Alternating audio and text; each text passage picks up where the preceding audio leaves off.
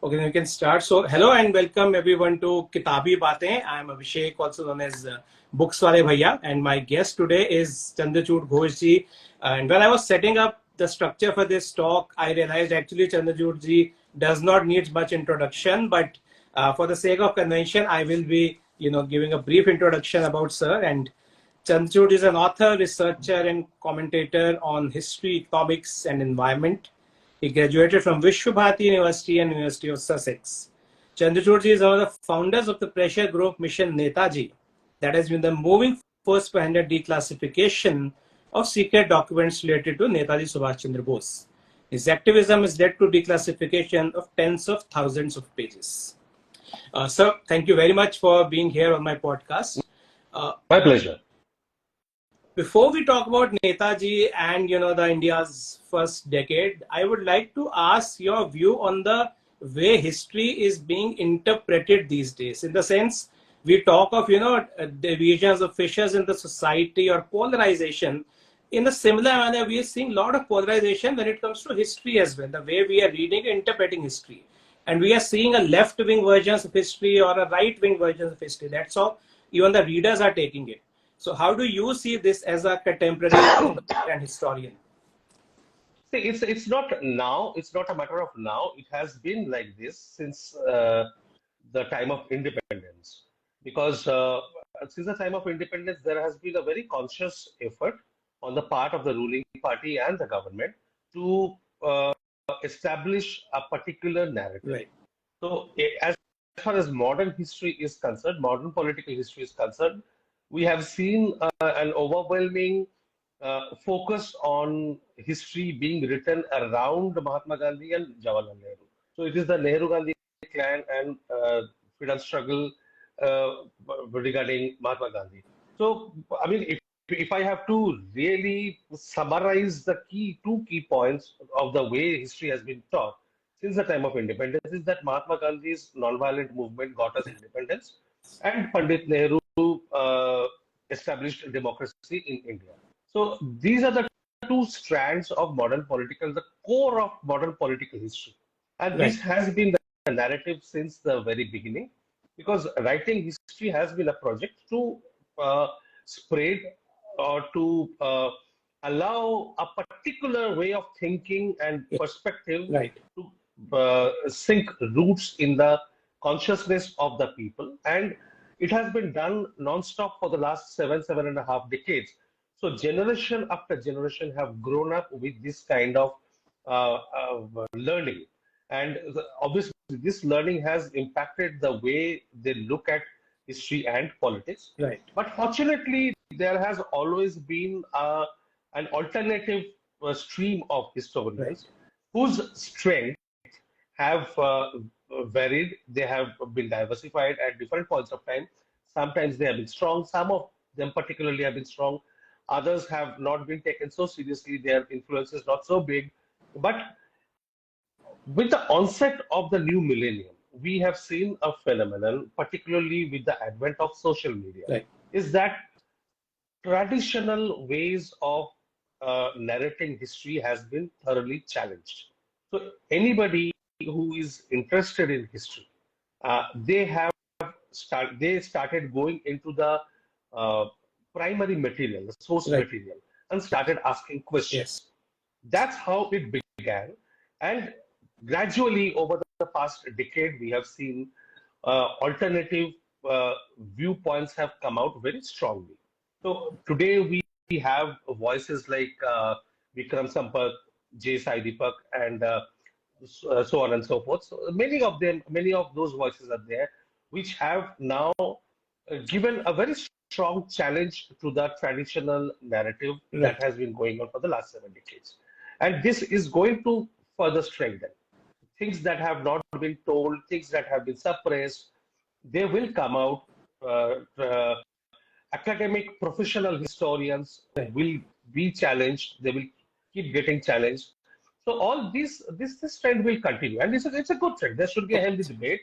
There should be differences of opinion and a genuine effort to find the reality behind the narratives. Absolutely. So as you talked about, many historians, you and Anuj included, Vikram Sampath, Sanjeev sir is there.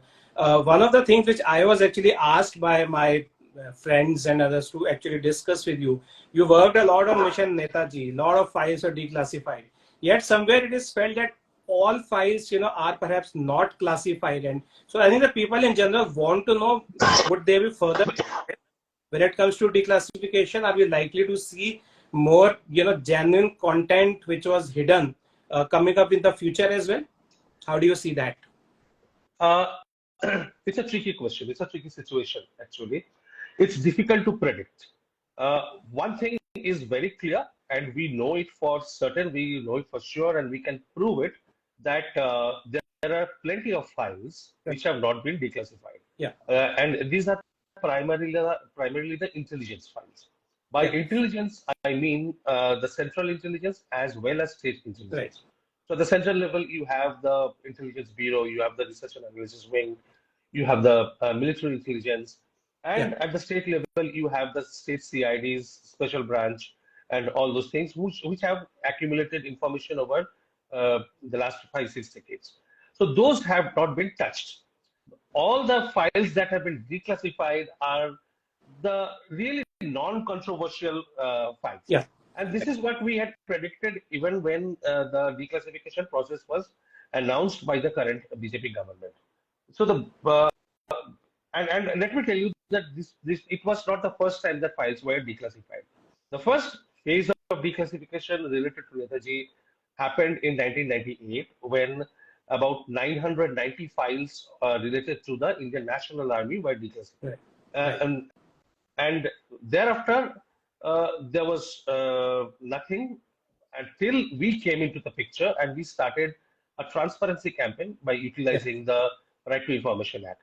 Yes. Right to Information Act had been implemented, come into force in 2005. Yes. And we started our campaign in 2006. Yeah. And because of our campaign, over 10,000 documents were declassified in 2010. And that was the first time that because of the pressure of concerned citizens, declassification was done in our country. Yes. There has been no other example in our country. And that was that. After that also it has not happened. Right. So declassification at that massive scale has not taken place before that nor after that. Now, after that, when the Modi government came to power, it declassified over 300 files. That declassified happened because it was triggered by the findings that we came out with from the files which were declassified because of us. So the snooping on Netaji's family and Netaji's associates, that created such a hype, that created such a controversy that the government was forced to take action. Yes. Yes. That was a partial declassification. The intelligence files are still undercover. Now the big question is whether they will be declassified. It's difficult to say because when we were fighting this case at the Information Commission, the then Home Secretary in 2007 had written to the Information Commission very clearly in a confidential letter that if all these files are declassified related to Netaji are declassified, there will be a widespread law and order problem across the country and especially in Bengal. Right. So that is coming from the Home Secretary, who's practically the second most powerful bureaucrat in the country. We see no reason to take it lightly. It is a considered thought, considered opinion, and that too in a confidential letter. It was not open for access to us. It was read out to us, but we were not given a copy of the letter. It was quoted in the CIC order also, but we were not given a copy of the letter. So, given that attitude of the government, still there are apprehensions that it will take a lot more effort to get these files declassified. Right. So one more question related to you, which is related to your research only about Gumnami Baba, and you have written again extensively. So how would you describe the process, and like how would you describe Gumnami Baba? Because as per your Anujji's research says that he was living in disguise. So if you can tell us a bit about Gumnami Baba? See, there is nothing to tell about Gumnami Baba because, we have written extensively Yeah, on this and talked extensively about this. So most of the people who are in your podcast tonight would have a basic idea about yeah, the issue. right. But the crux of it is Yeah, that Netaji Subhash Chandra Bose came back to India in the early 1950s and lived here till he passed away in 1985. He lived anonymously. He lived a very private, restricted life, and that does not mean that he was completely withdrawn from all political activities. From whatever we have been able to gather, it appears that he was very intensely involved in a lot of geopolitical activities yes, and representing India's interests. But he did not want to come out and take the forefront. He was not interested in taking political power. yes, So right, he remained behind the scenes and worked behind the scenes right. in a very intensive manner in intervening in very critical issues and in a large number of issues, Yes, geopolitical issues, yes, not so much probably in domestic politics because that he had developed a certain amount of disgust, I would say, for the kind of politics that we have in our country.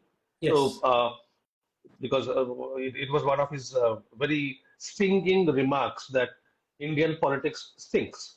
So he stayed away from it. But geopolitically, globally, he represented India's interests in many, many ways, which we have yes, documented in Conundrum, yeah, the book which yes, Anuj and I right, have yeah, co-authored.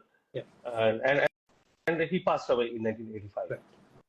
So coming to the Netaji, before independence or before, say, when he supposedly disappeared, he was among the prominent members of Congress. But how do you see his personality compared to the other core members of Congress, like Mahatma Gandhi, Nehru, and Patel? How do you see his relation with the other Congress members? Because there were conflicts, especially with Nehru and Gandhi over the There were overall approach. And huge conflicts. There were huge conflicts, yes, and their approach was very different. yes, Whereas Gandhiji's approach was completely about negotiation right, and compromise. Netaji's yes, approach was very much about uh, mass movement, if required, violent mass movement, and a very disciplined armed uprising.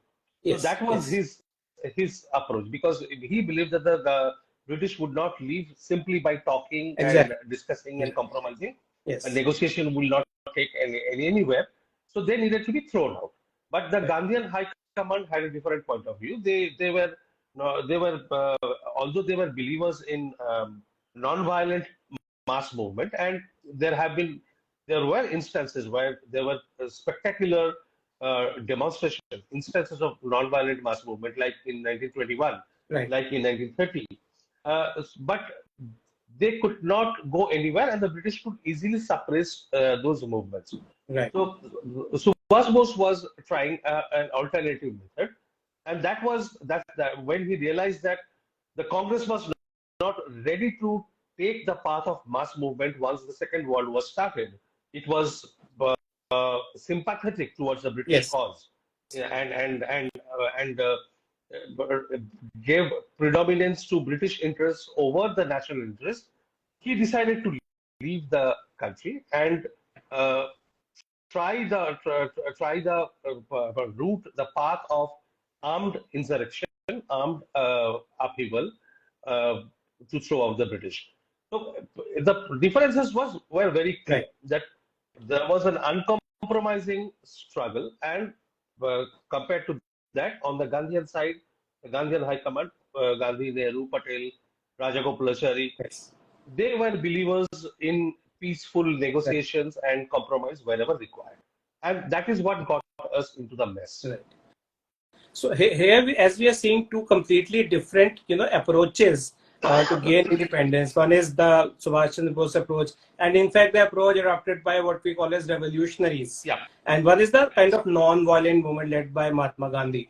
So while it is said, and it is actually true, not just said, thanks to historians like you, who are bringing forth the importance of the naval mutiny, for example, and what role it played in Britishers granting independence.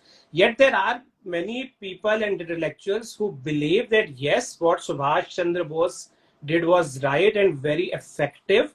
Yet it was the revolution led by Mahatma Gandhi which kind of laid the groundwork for independence.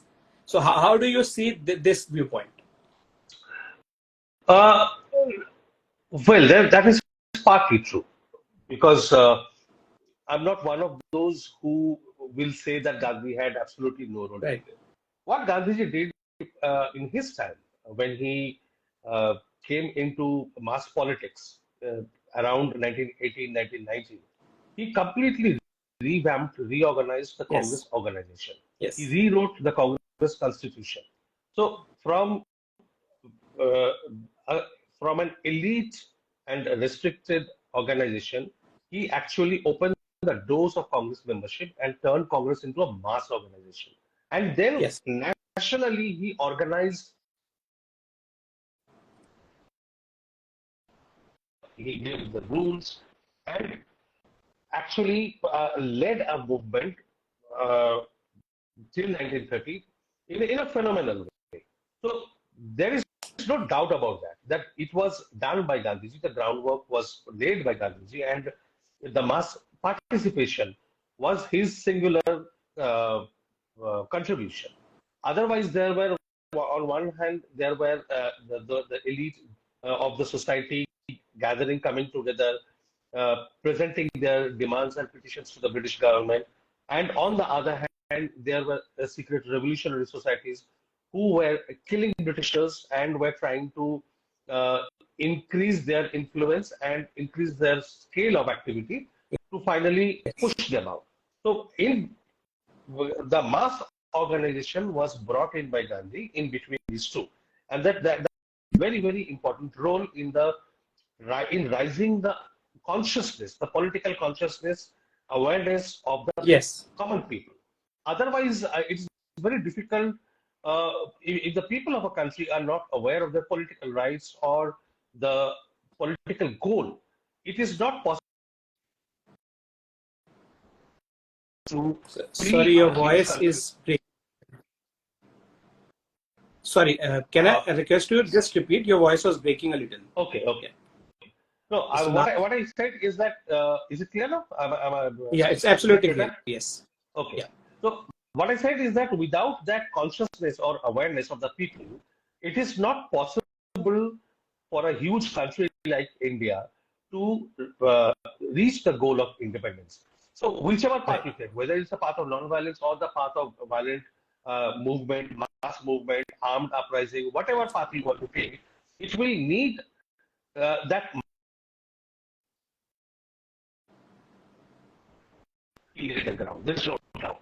But as it was clear that his approach, Gandhiji's way of looking at things were not effective or were not threatening enough to the British Raj.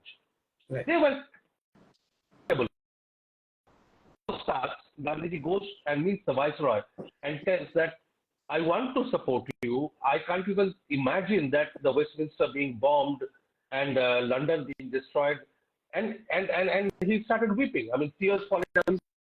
So the big question there is, do we have a leader who is fighting for India's independence, or is he someone who is giving more prominence, more importance to protecting the British?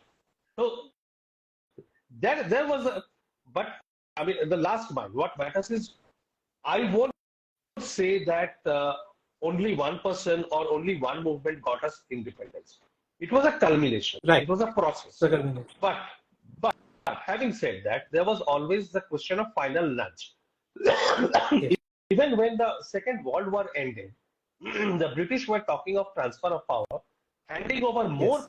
power, but complete independence was still not in the horizon.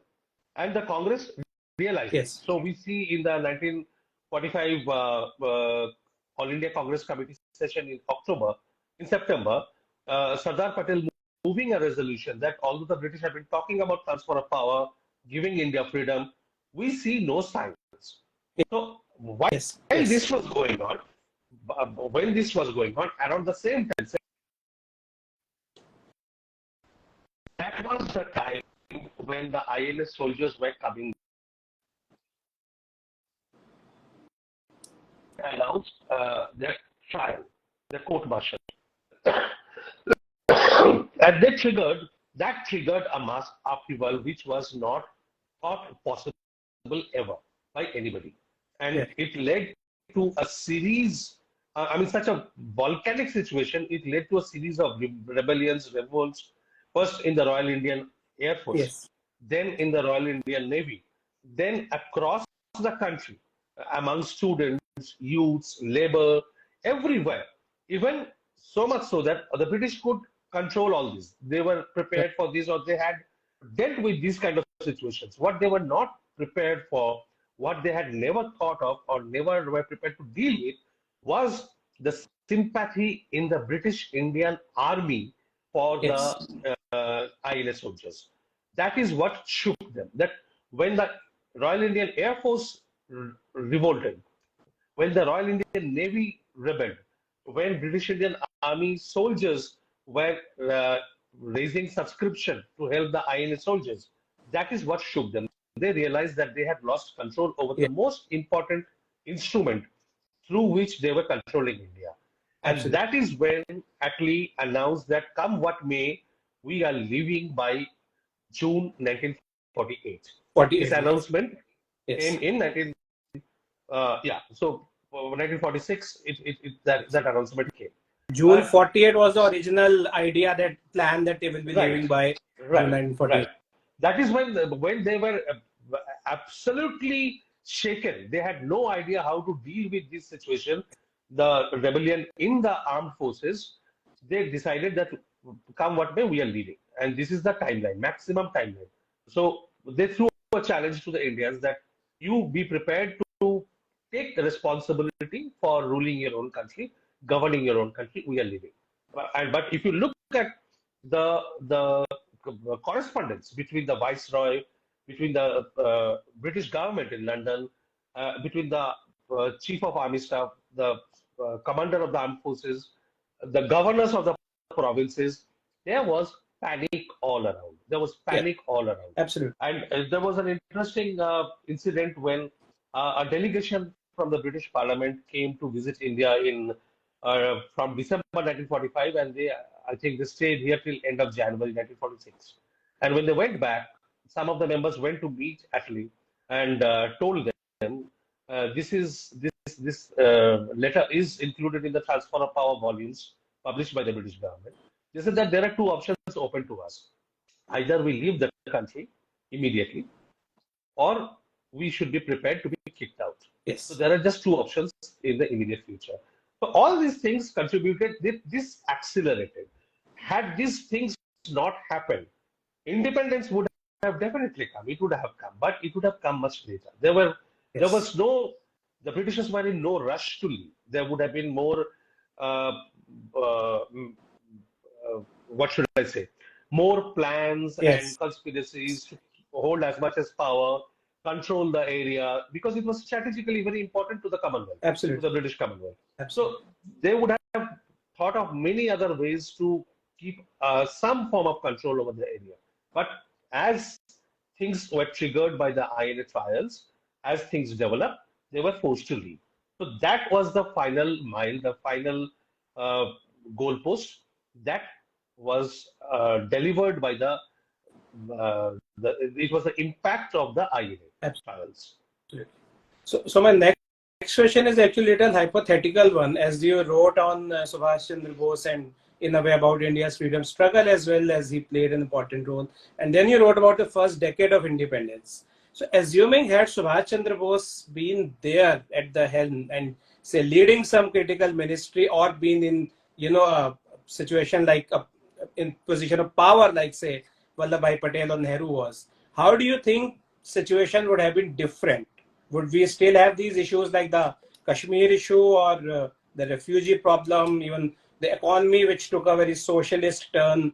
when Pandit Nehru was there. How do you see, and all hypothetical, how do you see had Subhash Chandra Bose been there, how different or better the situation would have been? See, there are two scenarios there. I can think of two scenarios, and I have written about this in the biography of Netaji, which I published last year. One scenario is if Subhash Bose came back at the end of the Second World War. Yeah. So that is in 1945.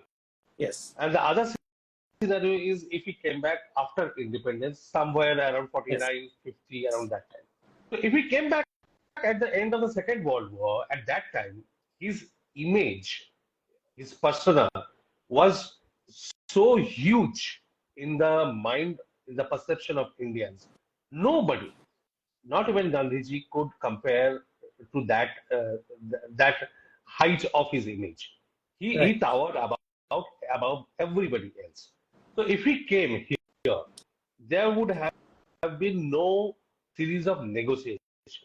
Right. What happened is when these movements started, this rebellion started all over the country, Gandhiji and his associates in the Congress, the Gandhian High Command of Congress, they prevailed over these aggressive and progressive elements in the national movement and forced them to quiet down.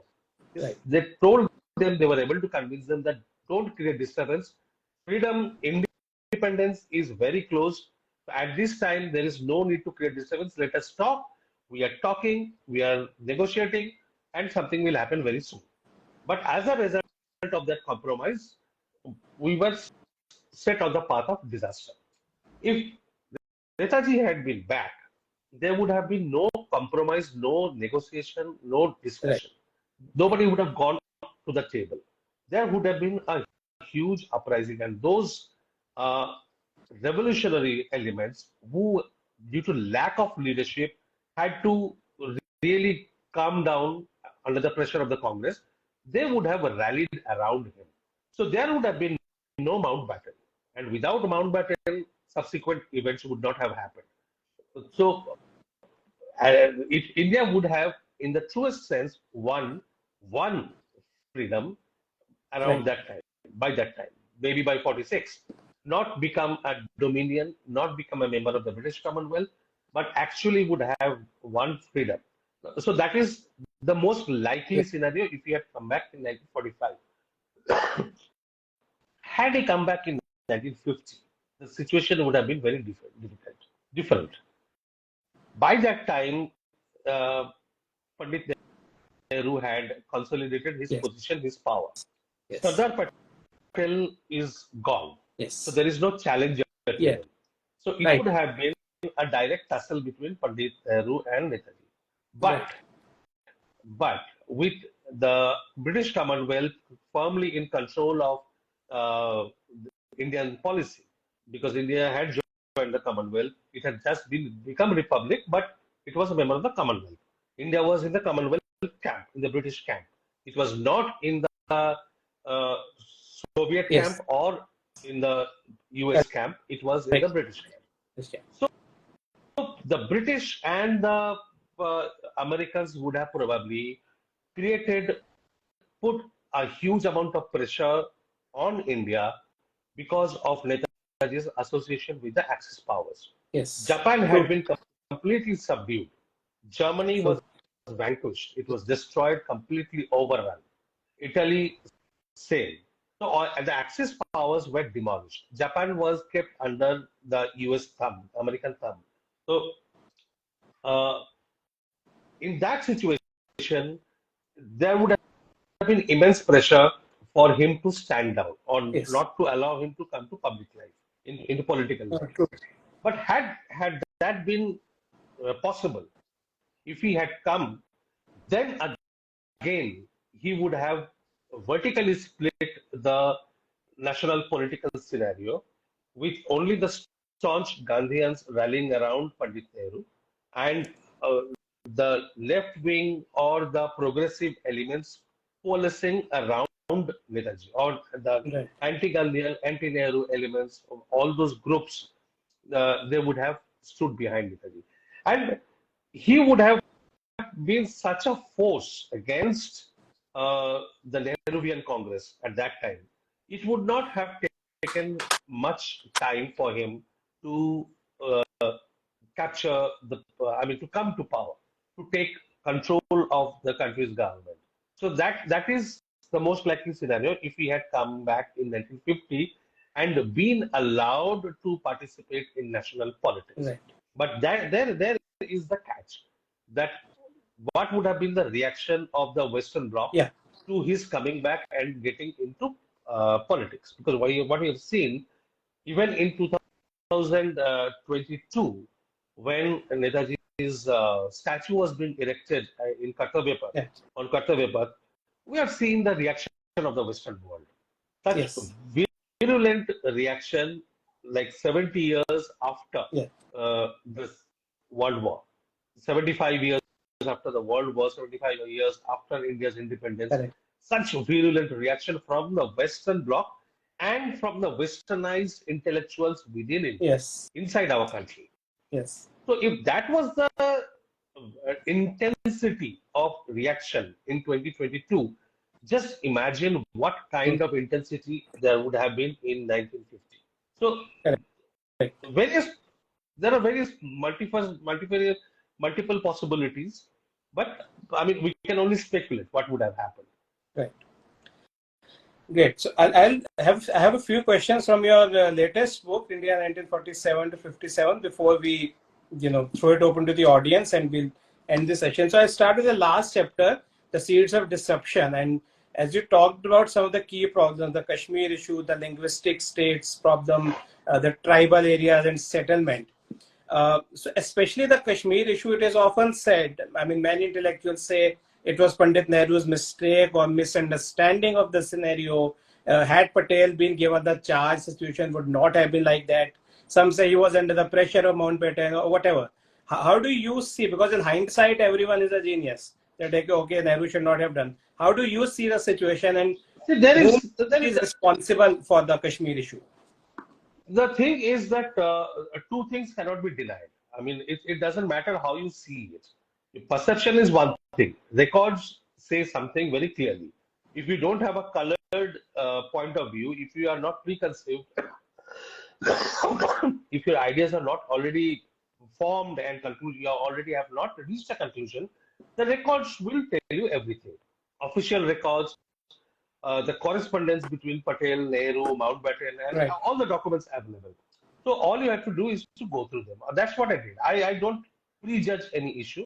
I go through the records Right. available, contemporary journals, newspapers, everything. So it was pretty clear. One thing is that Mountbatten was in charge. Yeah. Mountbatten had a huge amount of influence on Pandit Nehru, and he was setting the terms. He was influencing, not I won't say dictating, but guiding Pandit Nehru along the path that had to be taken. Now, of course, we see it's a complex issue. There are nuances. It's not a black and white, straightforward thing. Right. But we see a very irrational dependence and trust and faith on the part of Pandit Nehru towards Sheikh Abdullah. And we see background political maneuvers happening to keep him in power, to keep strengthen Sheikh Abdullah's position, and as a result, to weaken the position of Maharaja Hari Singh, Yeah. leading to his exile from the Yes. province and putting his, I think, a teenage. Karan Singh was a teenager at that Yeah. time, if I remember correctly. Yeah. So putting him in charge, exiling Maharaja Hari Singh and his queen, taking them out of the province, and a constant push towards establishing Sheikh Abdullah in the controlling position.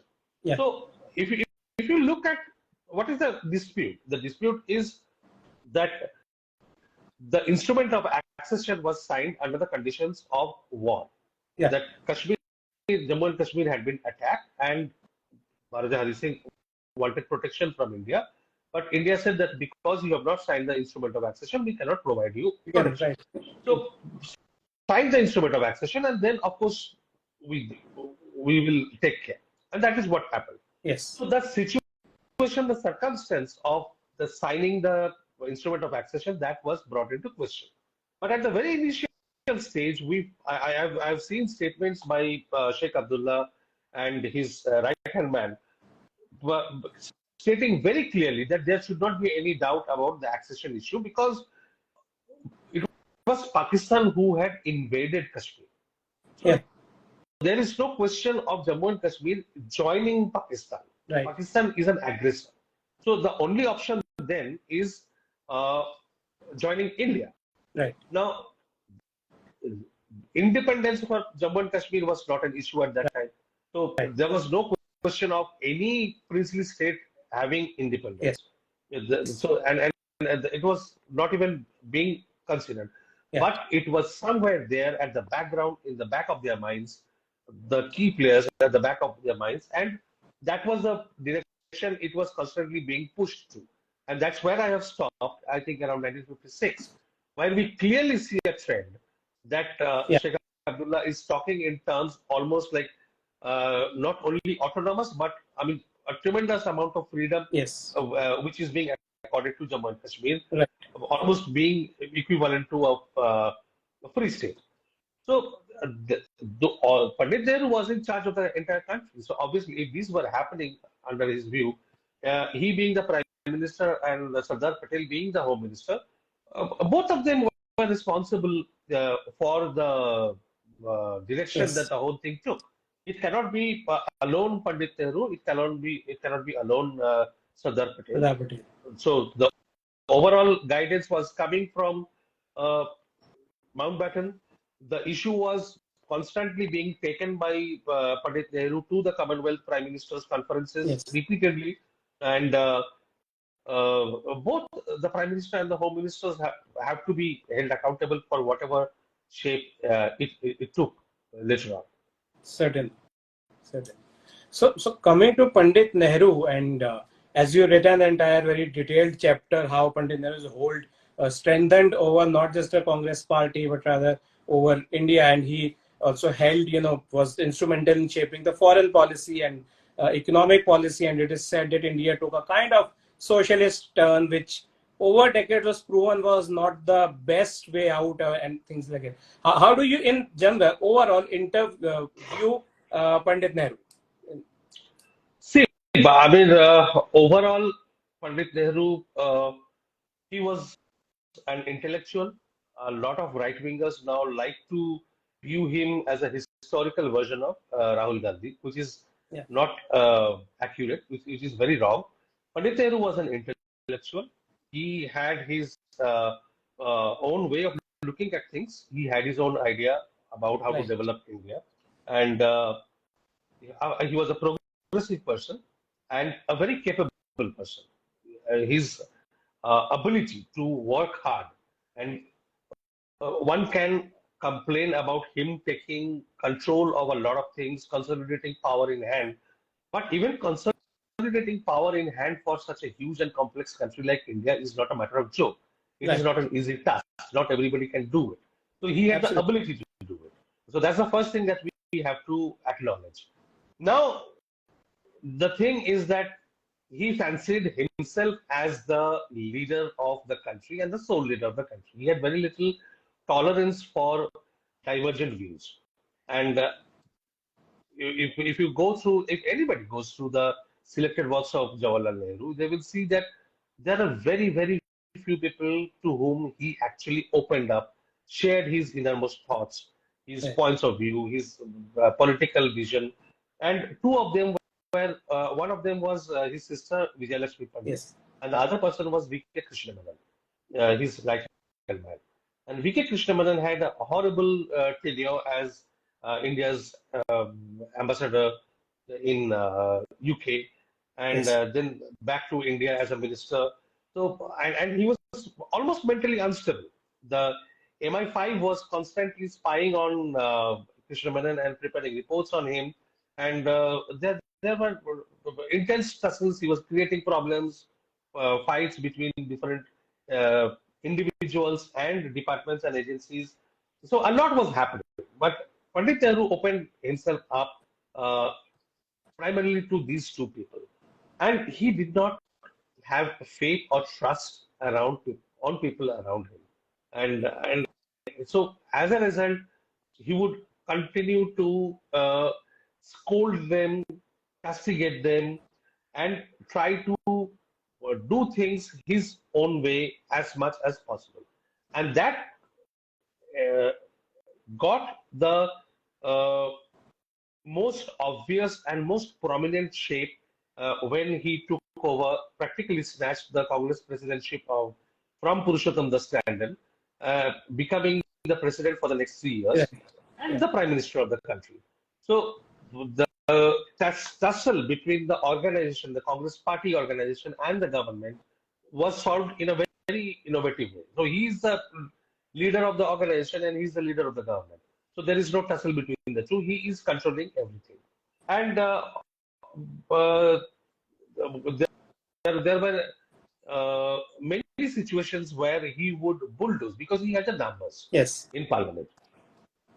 From 1946, when the interim government was first formed, till 1952, when the first Lok Sabha came in, those 5.5 years, Congress had an absolute Absolutely. majority and control over the parliament. Absolutely. So there was no opposition. There were few individuals who were opposed to Nehru, but there was no organized opposition Organized, to right. Congress. So it was a Congress Constituent Assembly, it was a Congress Parliament, it was a Congress Legislative Assembly. It was completely dominated by them, by the Congress Party. And obviously, the Pandit Nehru being the anointed leader of the Congress Party, there was nobody to question. Whoever was questioned was sidetracked. They left. A lot of people, and that is when the the breakup of the organization started. Important leaders started leaving the Yes. party, old timers, and Yes. it Shyama became Prasad clear. Mukherjee and many Shama such Prasad who. Mukherjee was never really a congressman. He was always Hindu Mahasabha, but he Yeah. joined the Congress government. Right. But what I'm trying to say is that the latent conflicts between Right. personalities in the Gandhian high command Yes. came to the front with the passing away of Gandhi. So Absolutely. Absolutely. Gandhiji died, and then by that time the clash between Patel and Nehru had reached a massive proportion. Yes. There were conflicts between Kripalani and Patel and Nehru. Yeah. Right. Very soon, Raja Gopalachari was to take a different path. And in the regional area, in the provinces, in Bengal, we see the old Gandhian leader, Prafulla Chandra Ghose, leaving the Yes. party. Yes. In South India, we see Prakasham leaving the party, and leaders like Kamraj Nada directly flouting, opposing the wish of the Gandhian High Right. Command, which was unthinkable, unimaginable at that point of time. So uh, all these things were happening. I mean, while he was centralizing power in his hand, in the provinces, a lot of people were leaving, and a lot of people were forming other parties. They were joining forces, trying to build up an alternative. The Socialist Party, which had been a part of the Congress organization, they also moved out of Congress, forming a separate independent socialist party. It was a socialist party. It was no more the Congress Socialist Party. So the Krishak Mazdoor Praja Party was formed, which led to the formation of the Praja Socialist Party. Yes. Obviously, the Communist Party was already there. Parties like Forward Bloc were there. Revolutionary Socialist Party was there. And then there were other small-scale parties. Yes. And by the time Shama Prasad stepped out of the government, in a very quick time, he formed the Janasangh. And Janasangh really worried Nehru. Yeah. So we see around this time a very nascent stage of the opposition to Congress taking shape. And Right.